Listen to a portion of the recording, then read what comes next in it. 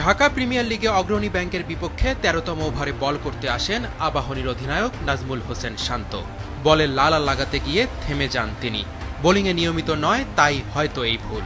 ১ over বল করে মাত্র ১ run দিয়েছেন, কিন্তু শান্তকে বোলিং করতে দেখে হয়তো অনেকেই অবাক হয়েছেন। ভুলে গেলে চলবে না, কদিন আগেই চ্যাম্পিয়ন্স ট্রফিতে নিউজিল্যান্ডের বিপক্ষে ১ ওভার বল করে ১২ রান দিয়েছিলেন শান্ত। এর আগে ২০২৩ সালে কিউইদের বিপক্ষেই টি-20তে ১ ওভার বল করে ১৪ রান দিয়েছিলেন টাইগার অধিনায়ক। সব মিলিয়ে ৭টি ওয়ানডে ও ৩টি টি-20তে বল করেছেন তিনি। পার্ট টাইম বোলার শান্ত লিস্ট এ ক্রিকেটে ৩১ ম্যাচে ৮২ ওভার ৫ বল করেছেন, শিকার করেছেন ১৩ উইকেট। বসুন্ধরা ডায়াপেন্ট এখন আরো উন্নত। এই hot air through top sheet দ্রুত শোষণ করে সোনামণিকে দেয় কোমল অনুভূতি। গত বছরও ডিপিএলে প্রাইম ব্যাংকের বিপক্ষে ৩ ওভার বল করে ১৩ রান দিয়ে ১ উইকেট শিকার করেছিলেন। ঢাকা প্রিমিয়ার লিগের প্রথম দিনেই ধীরগতির ব্যাটিংয়ের কারণে সমালোচিত হয়েছেন নাজমুল হোসেন শান্ত।